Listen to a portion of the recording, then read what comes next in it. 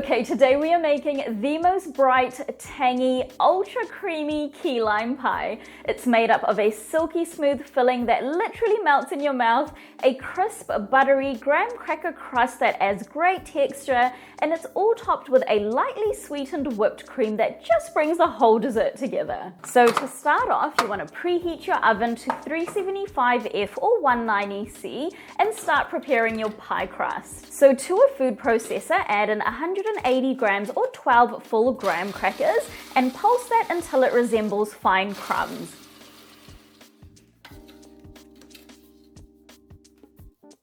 Once that's done, you want to transfer the crumbs to a medium-sized bowl and add in 32 grams or 2.5 tablespoons of soft light brown sugar and 1/8 teaspoon of salt and give that a good mix.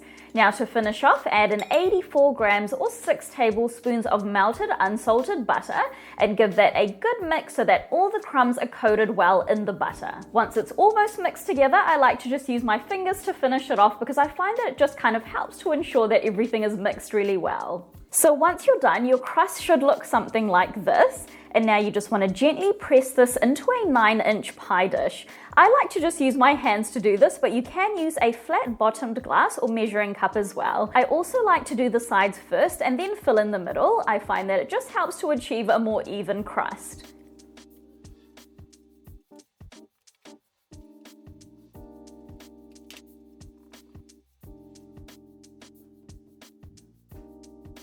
So that is our pie crust all done, and now you just want to pop this into our preheated oven for 8 to 10 minutes or until it's just slightly browned. So my pie crust is all done now. It smells so good, and now at this point you want to lower your oven temperature to 350F or 180C while we go ahead and make the filling for our key lime pie. So the filling is super easy to make. To a large bowl you want to add in 2 teaspoons of key lime or regular lime zest. Remember to only grate the very top layer of the lime because we don't want the bitter white part underneath. And then you also want to add in 165 grams or 3/4 cup of key lime or regular lime juice. Both will work great, and I usually just use normal limes.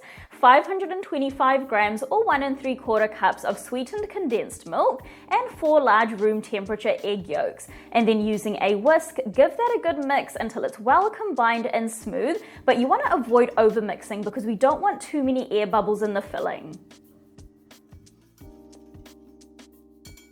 Now all you have to do is add this filling to your warm pie crust. Now once that's all in, I like to just give my pie dish a very gentle shake just to make sure that the filling is evenly distributed. Now our key lime pie is going to go back into the oven. Remember, it should be at 350F or 180C for this step, and we're going to bake the pie for 15 to 18 minutes or until the edges are set, but it's still jiggly in the middle. Now if it's jiggling all over when you shake it, including the edges, then it just needs a little bit longer.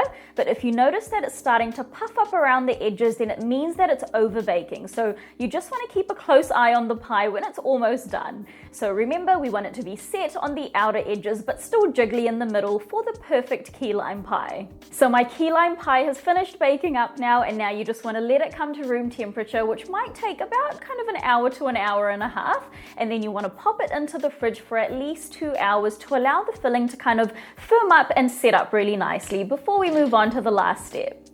So my key lime pie has been sitting in the fridge, and you can see that it's perfectly set now. So if I give the pie dish a little shake, you can see that, it doesn't move at all. And now the last step is to make some whipped cream to go on the top. The whipped cream really just brings this whole pie together, so I really would not recommend skipping this step. So to a medium bowl, add in 180 grams or 3/4 cup of cold heavy whipping cream, 1/2 teaspoon of vanilla, and 1 tablespoon of powdered sugar.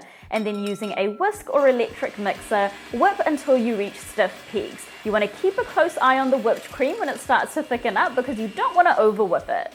Now you can either just spread the whipped cream out all over the top of the pie, or you can pipe it onto, which is what I'm going to be doing.